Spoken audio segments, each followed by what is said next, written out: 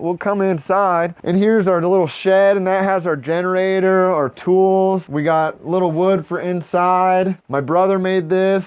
You know, it's not the most amazing piece of furniture in the world, but my God, we're not gonna throw it away. Normally we take off our shoes when we enter, but we're gonna make an exception this time. So now we are in the immaculate kitchen of our cabin here. Nothing spectacular, but you know, we got what we need and some. The oven wasn't here when we bought it. We brought the oven in, got some basic shelving, you know what I mean? Nothing spectacular. Don't mind the diet and the Whoppers. This was here, you know, the guy had made this countertop. It's beautiful, you know what I mean? But this happened this year.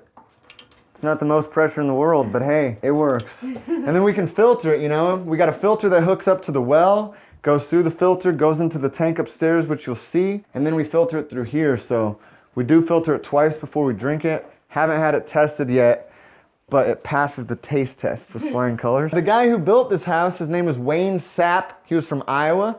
Him and his wife bought this land and built the house. They were going to use it as a summer retreat, but then they had, before he finished the house, they had a big tornado storm that blew down their biggest barn in Iowa, and they needed money.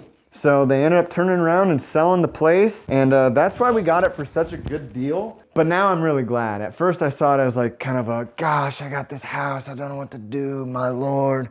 But now I'm thankful because we've been able to do a lot more work outside, and I couldn't build something like this. You know, I just couldn't, not yet in my life, you know. Like I stated before, there are unfinished projects, you'll see. We put the wood stove in. It works amazing. It's an earth stove. It's not cast iron, it's steel. And yeah, that's our money maker right there. It really heats up. We heat up our water on it. A lot of times we got cast iron skillets we put on there, so we'll heat water and cook. Got this sweet little fan that spins as it heats, and that spins or pushes some air around. Got my unfinished mosaic, which is just gorgeous, I know. My God, everybody wants to buy one of these. Got a nice little hide-a-bed here, little corner area where we hang out. When it's clear, like right now you can see a little bit, but looking to the west, there's Mount Redoubt, which is a volcano. And yeah, our northern view of Storiski Valley.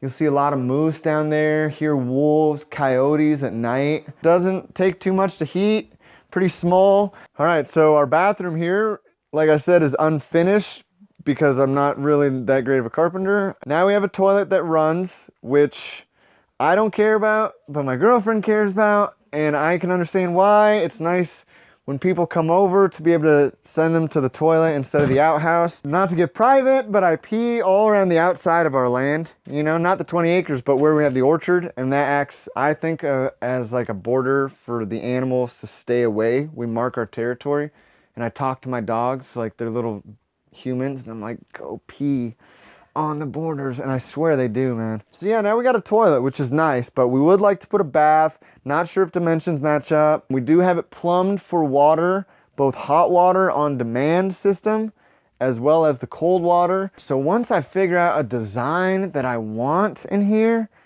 which I'm having trouble with, we'll get it done, you know. But in the meantime, we go to Anchor Point. It's 8 miles away, and you know, going to town to check the mail or whatever, and there's a nice laundromat, shower place.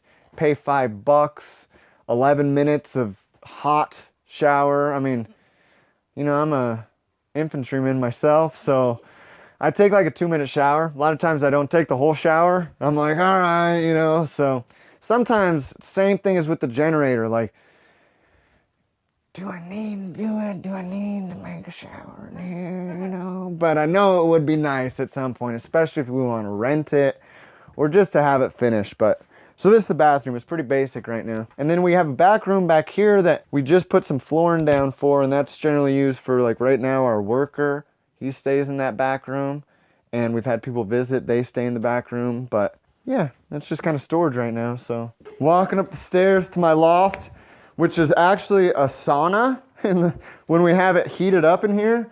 It's a beautiful thing and a bad thing, you know, having a loft like this. We don't have an overhead fan, which we would really like to get, or some other fan up here. But when it's cold outside and you have the heat blazing up here, I mean, you're sleeping desnudo, which is Spanish for without clothes. Like, you can't be in clothes. It's so hot, man. We did have a house sitter stay here at one point, and she was really into, what's that, hot yoga, Bikram? Yeah. And she was like, this is the best yoga studio ever, you know? And she loved it, but same type of thing. Floor's unfinished, you know? We got some carpet tiles, thinking about laying down, but then I'm like, oh, why should I? I got other things I want to do, but pretty simple, you know? Got our bed, our little table area, a rocking chair, you know, a friend gave us, our little hot water heater. Earlier, I made a mistake, because usually I have Levi, who's the plumber, fill up the water tank. You know, we run the well, fill up the water. Well, I was the one in charge, and of course, I'm Mr. Multitask, so I was building a fire at the same time, and it overflowed, you know?